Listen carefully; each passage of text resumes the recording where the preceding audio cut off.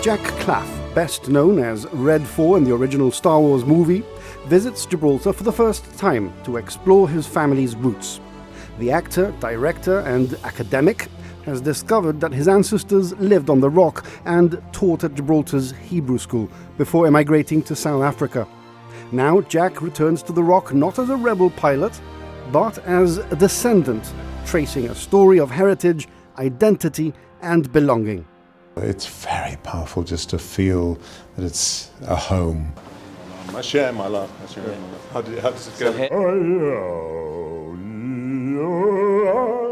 His journey reveals a surprising new chapter in the life of a performer whose force lies as much in family as in film.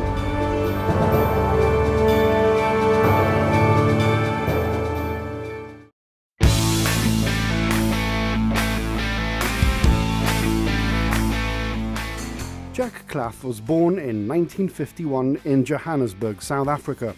He's a writer, actor, academic and solo performer whose career has spanned film, theatre, radio and scholarship. He is, perhaps, best known to the wider public for his role as Red 4, John D Branon in Star Wars Episode 4, A New Hope, an X-Wing pilot who joins the rebel assault on the Death Star. Jack's early screen work also includes appearances in For Your Eyes Only as the henchman Apostis, Space 1999, and a variety of television series. His theatrical roots run deep. He read law and economics before turning to acting, training at the Bristol Old Vic Theatre School. He's appeared with major stage companies, including the Royal Shakespeare Company, and performed in solo shows and award-winning experiments in theatre. He's also pursued a life of ideas, writing radio dramas, plays and books that wrestle with science, power, identity, time and justice. Among his works are The Bluffer's Guide to the Quantum Universe, shows about science and psychoanalysis, and solo pieces that combine humor, philosophy and performance. Academically, Jack Klaff has held visiting professorships. He teaches, lectures and consults in various forums. Jack's family history includes roots in Gibraltar. His grandparents lived and taught here before emigrating to South Africa. This connection, alongside his Jewish heritage, now forms part of the story he's exploring through his first visit to the Rock.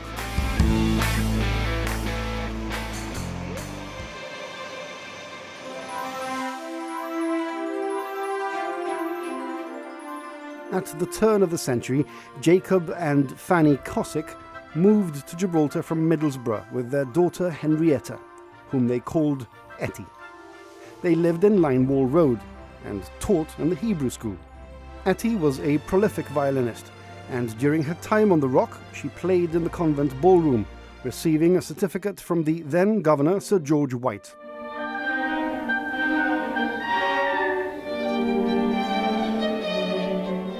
The family eventually moved to South Africa, where Jack was born and raised.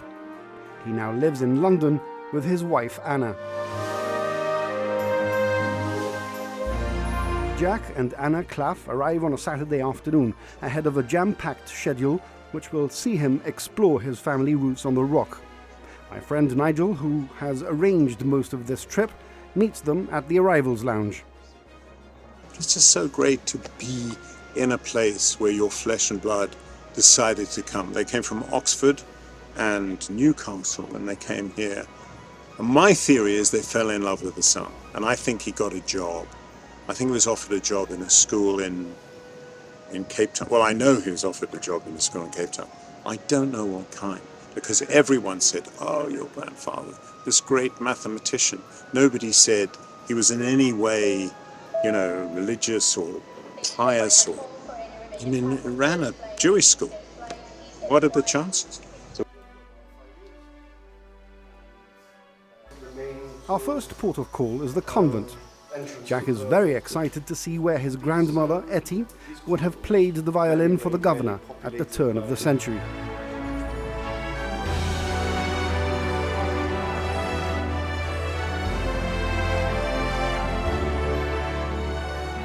It's just I'm trying to picture what it must be like. And what's moving me is, because I never knew my grandmother, what's moving me is, first of all, what it must have been like. And my wife's been saying what they perhaps wore. And also, I've spent my life on stages around the world. I'm standing here on a stage. My grandmother was a violinist. My mother was a brilliant dancer.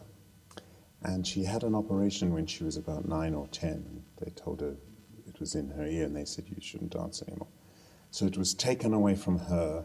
Life was taken away from my grandmother because she died very young. She died in the 1930s when my mother was a teenager. And so here I am, going, I've just been on stage for weeks with an audience like that, and I was trying to imagine my granny, whom I never met, arriving here, and I don't know how young she was. I know she was young, and I'm sure they went, go over there, get ready, and the whole family's there, and it's all exciting, and there's the governor, this VC, this, huge guy. It's just so powerful. And also, I have a cutting where he said, you must never stop fiddling. And I don't know if he was kidding or if the journalist didn't understand the gag, I don't know. But it's hugely powerful. And you've just been playing the piano. And if you listen to the echo, do you mind if I do this? Mm-hmm.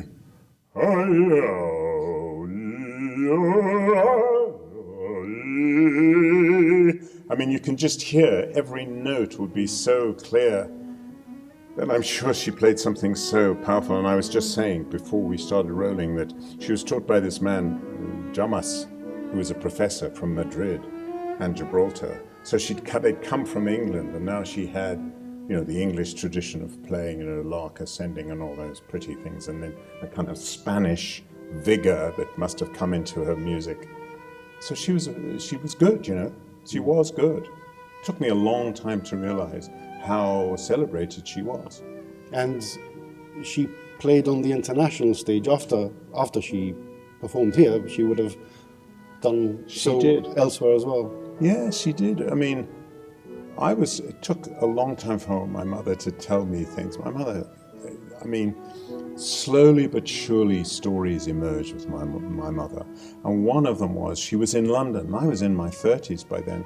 I was driving down this road, and she said, Wigmore Hall. My mother played there. Now, Wigmore Hall, that's a big deal. That's a big deal. They must have put her on a boat and taken her there. So what happened to the family? They were in Gibraltar? On Gibraltar. In Gibraltar. They were in Gibraltar. They went to Cape Town. And she was part of the symphony orchestras there in Johannesburg. And, highly thought of. But somewhere along the line, some colonialist, somebody took her to London. By the way, she also played for the movies. She played music for the movies. There'd be a big occasion of some movie, Charlie Chaplin or something. Well, at this time, all the movies would have been silent, so there was a musical performer accompanying the visuals. Absolutely. She played for the big movies because it was a big occasion that people got dressed up and they went to the cinema. And she died in the 30s. That's my grandmother. And my great-grandparents would have been here with her brother. And they'd all been come in, And they were pretty simple folk from Oxford and Newcastle, and here with this governor who was a VC and Well, let's talk about that governor, because he was here up until 1905. So we're talking right. Turn of the century. George White, his name. What do you remember about what you've read about him? Yes, Sir George Stuart White. He was born in, some people say Australia, but I think that was just he happened to be there or something. But he had an Irish background from Antrim. But you can imagine, he was tall, he had a moustache, follically challenged, and he was a VC. He'd actually, in some engagement in India, he'd shot the leader of some troop, and everyone else had surrendered because he shot the leader. He got the VC. He was a field marshal. He'd fought in South Africa, where they all went. He fought in what was then Natal, KwaZulu-Natal. At the siege of Ladysmith, he refused to surrender because he was defending the bastion Gibraltar word, bastion, but the bastion of the Queen and all that. So, yeah, he was a very big deal. And I think by the time he came here, he was in his 60s. He wasn't so well. He had 2 more jobs and then he died. But there's a statue of him near the BBC. I've passed that statue 1,000 times, never noticed it. But he's the one who went up to my granny, who was then a little girl, and said, keep going. You know, it's just so powerful for me. This environment. Oof. Standing in this room must be quite overwhelming for you. Oh my God, yeah. Really, really. And it's also because, you know, I've spent my life performing, and I don't perform every day, and I write, spend a lot of time writing, but there's something that happens. You must feel it. You know, you play the piano.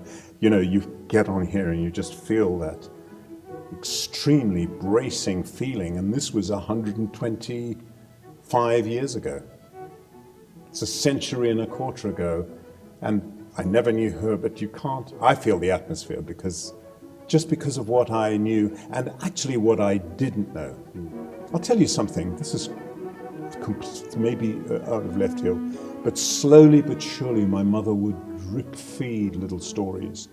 Long after my father died, she said, yeah, this black guy came into where the watchmakers were working and where the jewelry was and everything, and he gave us his watch, and this was in the 1960s, and that was Nelson Mandela. And so your father fixed Mandela's watch. Drip feed information. So that kind of thing, oh, okay, thank you, another story. And the story of Granny, my granny, and her mother, just it came out very slowly, and I only know a lot of this because before my mother died, she sent me a photo album with cuttings and things of all the kind. Let me ask you something. If she was standing here before you now, what would you say to her? Oh my God. Now that you're in the moment. Oh, Jesus. Well done. Just so well done. What a thing. What an achievement. I mean, I don't know how poor they were. I mean, they came from, you see, this whole story of Newcastle and Oxford, but actually they had a time in the East End. So I don't know how poor they were. And she comes to this place, they get this big job. He was 39 when he got this job at running a school. And I think it was just away from the rain. And she's being taught by this incredible teacher. Way to go, Eti.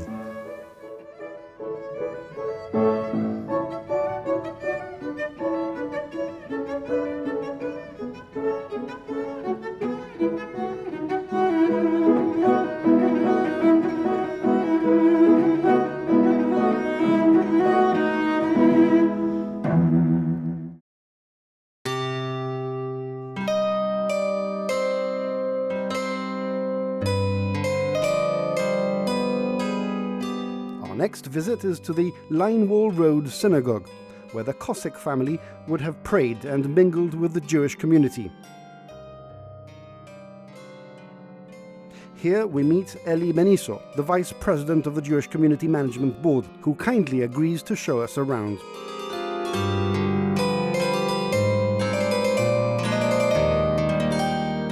I grew up in South Africa. My great-grandparents, the ones who were here, went south, and I think I know why. Sunshine, yeah. and definitely he would have had a job. He was in his 40s by then. And then on my father's side, they were from Lithuania, and I've already explained to you, I think, that they were the religious Jewish people and the lefties, the ones who are anti-apartheid, and so I come from the lefties. Right. Okay. And I'm interested. I've always been interested in the sort of more spiritual side of things. Our daughter went to a bat mitzvah, and there was a cantor, a chazan, that someone who, for the benefit of viewers, it's someone who sings in the. My grandfather used to be a cantor here. My uncle was, but in my uncle's party, and this is so Jewish, they'd say, "Your uncle, what a wonderful man! He sang in this, no Caruso, but he was a wonderful." That's real Jewish. So that's what I was brought up with, not really religious. My mother, who is descended from these people, You're going to hate me for this, but I'm sorry. She would make sausages and milk. We had bacon. I'm sorry. I'm Okay. sorry. Everyone has their own journey. We all have our own journey. But you know, there was a certain amount of it's like this. So it was more to do with the cultural thing and the good people. And in South Africa, although it's not that much of a sung story, the Jews in South Africa fought. I'm going to get moved again. Fought for the dismantling of apartheid. Yeah. They were righteous people and good people, and that's the side that I identify with. Sorry, I wasn't expecting that. Yeah. And nobody ever presented it to me, and I've already said this, you know, nobody presented it to me that my great-grandfather came to a Jewish school and he ran and all this kind of thing. He was a mathematician. So there was, I don't know if they were hiding it or if that was what they were proud of. But the fact is, he was obviously an extremely religious person. Yeah. There were Jewish boys. Granny, she was always called Granny Fanny, his Yeah. wife. Yeah. Granny Fanny, she looked after the girls. Yeah. So that's what I've discovered now in the last few weeks. I didn't know that. It was always he was a mathematician and such a lovely guy, and he taught to people who didn't understand maths. He was a good explainer. So they came from the UK. He was from Gibraltar. he was from Newcastle, she was from Oxford, and then they sort of mixed and matched. It was always Oxford. I don't know if they lived in a house or it was part of a college. They definitely had ties with the East End. Yeah. And they came here, he was in his 30s, and he must have had some kind of status, and they said, come and run a school. A school, yeah. Yeah, it's quite amazing. I didn't realize actually that they had brought over a teacher from the UK at that time. No. I thought they were all homegrown teachers. So I've always had this feeling about Gibraltar, and there's lots of different reasons why. I mean, I played a part in a Russian play by Maxim Gorky, about poor people, and I was kind of the intelligent guy in the workhouse. My first word was Gibraltar. No reason. It's just that's what, you know, he was drunk. So I've had this notion of Gibraltar all my life, and here we are. There you go, yeah. Because in the Ashkenazi tradition, look, I'm not pretending to be religious. Yeah. How does it go? So here, I mean, we have so many tunes. We have Well, very this rich. one, yeah. So many of our tunes come from the Spanish and Portuguese. Yeah, I'm sure. Yes, the tradition, Ladina. Yeah. So one that my grandfather used to like to sing was Adon Olam Asher Malach B'terem Gol Yetzir Nivra. I know. So it's a beautiful tune, that one. So let me get you the. That's completely beautiful. Yeah. Thank you. Yes. Because and at the Seder you sing. This is. I'm going to get the key. I'm going to get the key. Just the different attitudes and the Ashkenazi trying to be cool and the you know, the others just you know, so full-blooded and so full. Oh my God. Oh wow. First thoughts? Oh, well, it's small and it's delicate. And how old is this place? This one is around from the 18. It was set up. It was 1800, I think. 1799 to 1800. What are the women up there? Yes, they're all Orthodox. Women are up there. Yeah. And when you finish your bar mitzvah, now you're a man. You have to go all the way up the stairs and kiss your mother. That's right, yeah. Bye-bye. I'm with the boys now. Well, I'm with the men.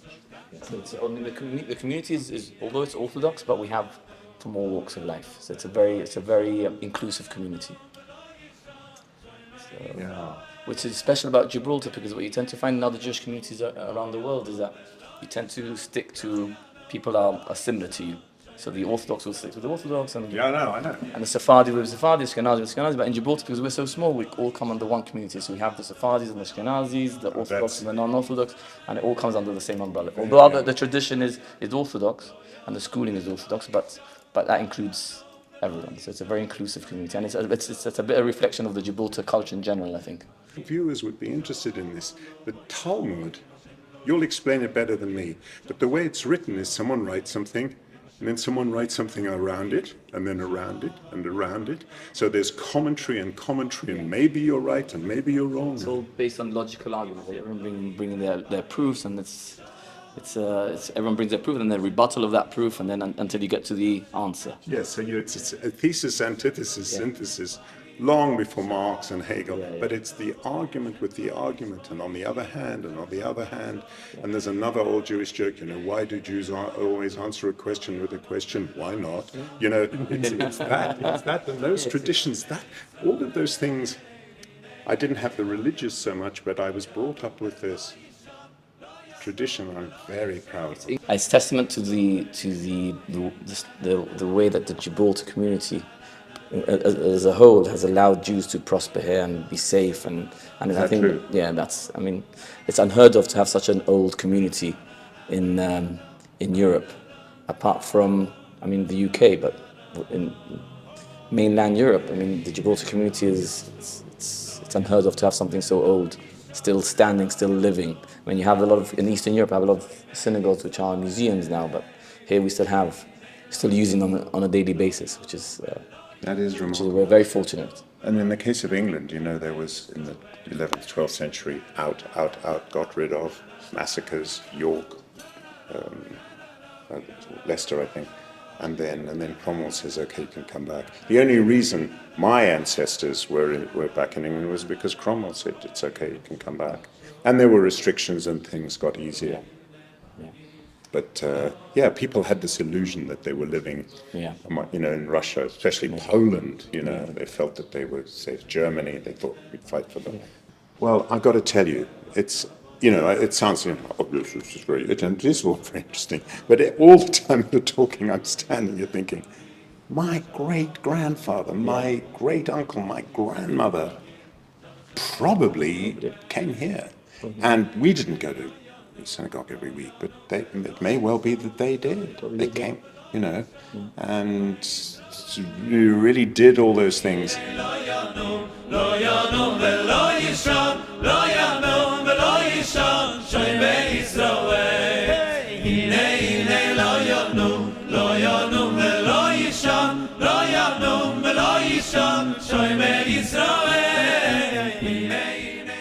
Just across the road is the Hebrew school.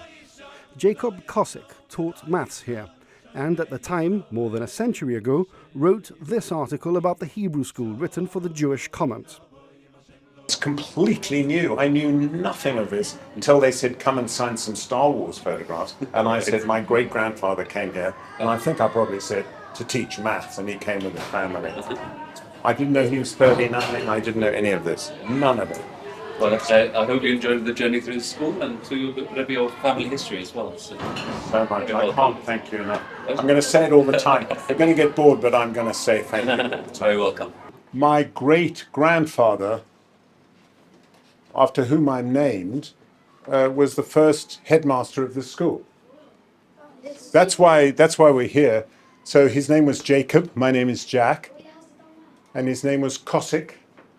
And he came here with his children, one of whom was my grandmother.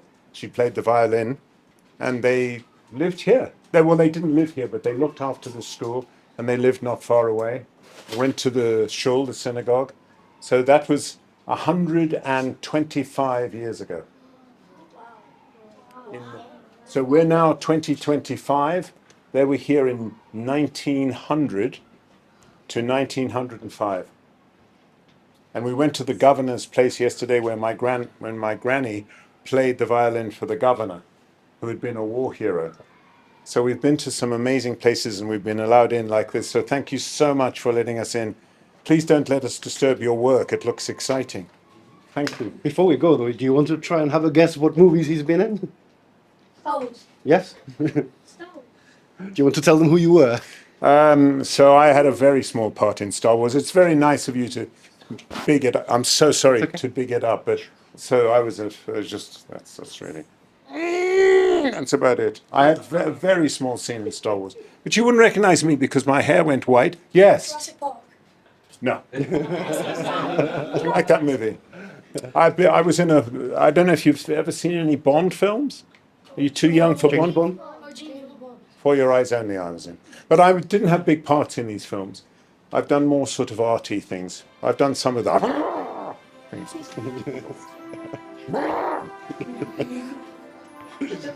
Anyway, thank you very much for letting us in. It's so exciting.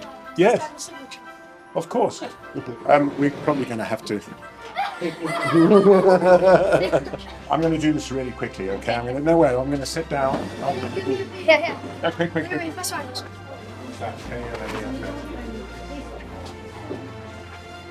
Oh, very okay. Please, I had twice.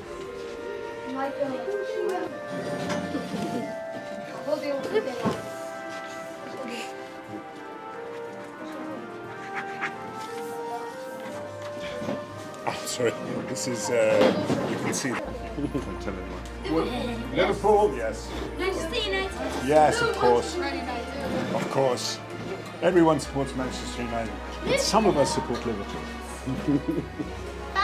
Have a nice Cheers, day. thanks so much. Thank you. Bye. Do you have a team you support? It's been a long, emotional day for Jack and Anna. But he still has a bit of time for fans and agrees to an autograph signing and a meet and greet at My Wines.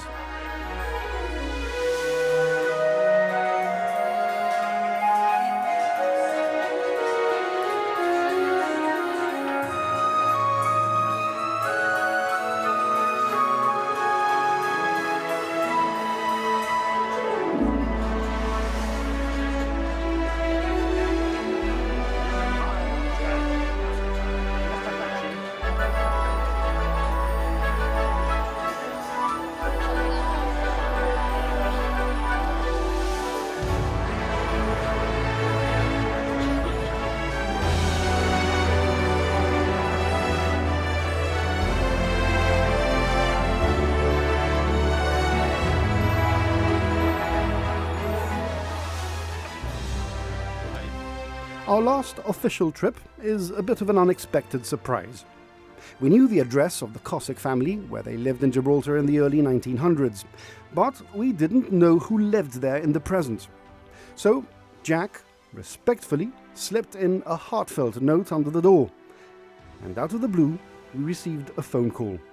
I said, I'm appealing to the Gibraltar spirit and all that, but also my great-grandparents lived here with the family, and would you mind us just visiting? And by the way, I said we wouldn't disturb them, we would accept whatever they said. And I think that's touching that she doesn't want us to come into the inner sanctum, but she has said we can be in the building at least, and that's very touching. And it came about because we discussed it. We had no other means of contacting them.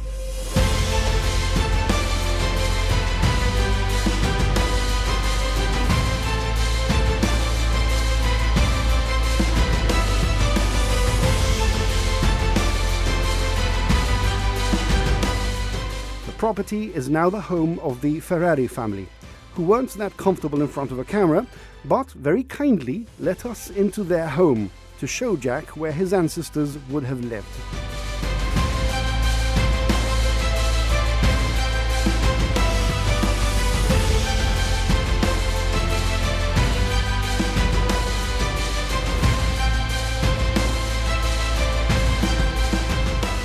Okay, Jack, we're standing here eventually at the house where your grandparents and great-grandparents would have lived.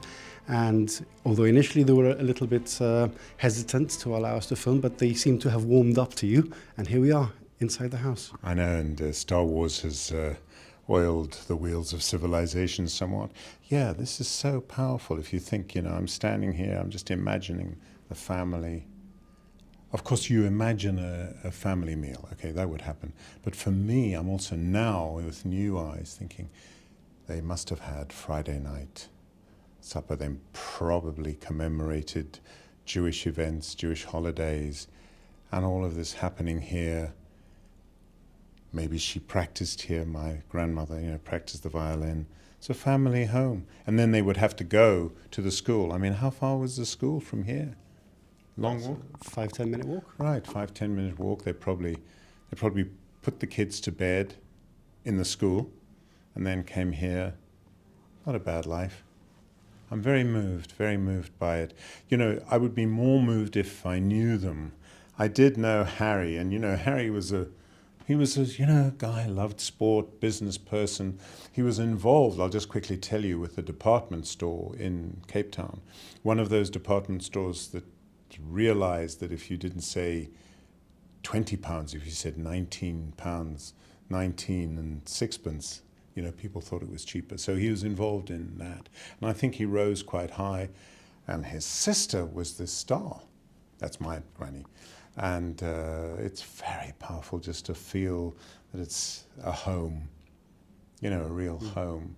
And just by the way, the people who are living here now, they've had a whole life. There was a lieutenant colonel here, fought in the war, got just about the biggest collection of toy soldiers I've ever seen, and was a gunner like I was a gunner. So there's connections. But the main thing is just to be here and imagine the kids getting up in the morning, having their breakfast, and completely different Gibraltar without the high rise as well. Our car, you know, must have been a few cars, but none of the modern stuff that we know. It's so powerful. It's really great. So thanks again. Thank you.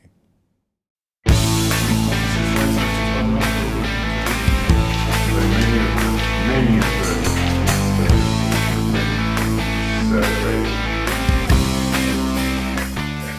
Blessed be the peacemakers. Peace, we're saying peacemaker. Peacemaker, not cheese, peacemaker. Just before their departure, there was time for one more stop. A visit to the Eisenhower rooms, buried deep in the tunnels of the rock. These rooms were partly the inspiration for James Bond novels. And as he played the role of Apostis in For Your Eyes Only, there was a strong link for Jack here too.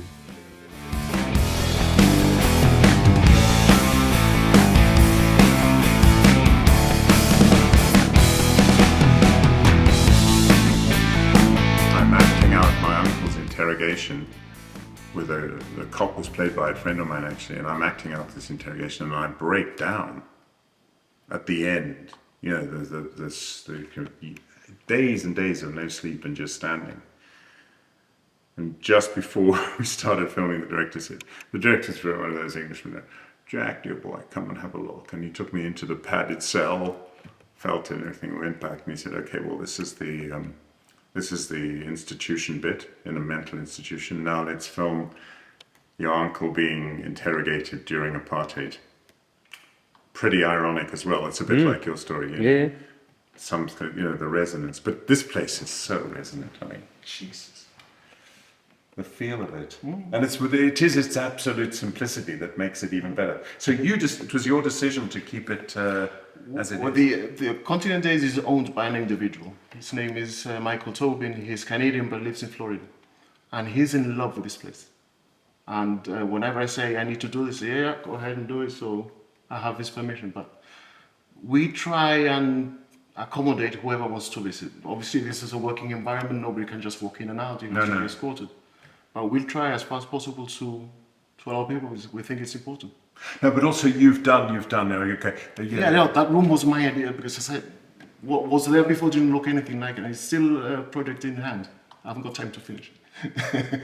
No, but you've also kept this, you know, and you haven't gone, well, we should clean it up and get rid of the rust and the phone. All of it is absolutely original, yeah. Yeah, it's absolutely. And I'm not sure, I can't remember. I remember doing signals.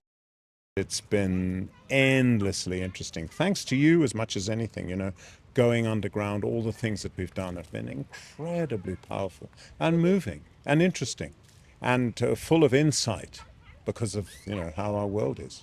What do you know about your ancestors after this visit that you didn't know before? I think the main thing is what I experienced with Eli, actually.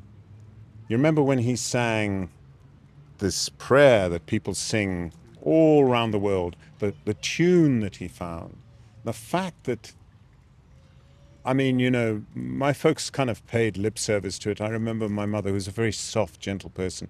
I remember coming home from school and telling her about God. You know, God does this. I was probably 5 or 6. And just her smile on her face, like enchanted that a child would talk about God.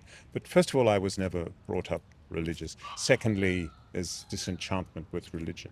But these people, this desert people, full of longing, understanding the wisdom and the understanding of the past, I had no idea how deep it went in my mother's background. I knew a little bit about my father, but on my father's side there were poets, there were lefties, there were people who, you know, I remember once somebody saying, you're going to pray today. No, I prayed already. You know, there was a kind of feeling of who needs that stuff and so on. And to be honest with you, I think I mentioned, even to Ellie, that my mother cooked sausages in milk and gave us bacon. You know, she was not a religious person and didn't really talk to me about it.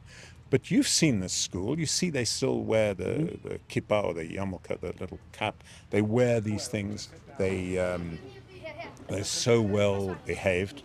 That's probably the most powerful thing is I'm in denial about Jewishness. I'm in denial because I don't want to go into the things.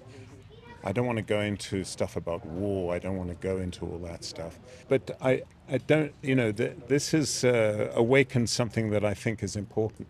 So you reconnected not only with your ancestry, but also with that part of you, that Jewish heritage which had maybe lain dormant. It's been dormant up to a point, but my children have different mothers, both of them Jewish. What the hell's that about? How did that even happen? Number one. And number two, it's always been about, you know, my kids have different mothers, but they're both Jewish. And that's, in a way, pure coincidence. It's true, you use the word dormant correctly in one sense, but in another sense, it's always there when I try and think of things. And that day when we went into the synagogue, there was a man sitting there, you know, he had the leather, what's called the tefillin around, and he was reading this thing, and we saw these books. The Chinese love this. It's called the Talmud. And it's literally, someone's written something else around it, someone's written something else around it. And I think that's how my mind works. On the one hand, on the other hand, on the one hand, on the other hand. So those things have been in me. When I hear a woman singing the prayers, that's incredibly emotional to me. So it's a combination, intellect, emotion, masculine, feminine, and something deep, which I hope I can pass on. You know, I'm nearly 75. I hope I can pass on to other generations the best of that, the wisdom of that. And people spoke very touchingly about especially my great-grandfather and grandmother. And my grandmother played beautiful music. You know, that's really wonderful that she did that. It's been an emotional journey for Jack and Anna. New connections, old stories, and a narrative spanning over 100 years is now complete. They take with them wonderful memories of friendship, belonging, and heritage. And Jack has also picked up a bit of the lingo. ¿Qué pasa, bro?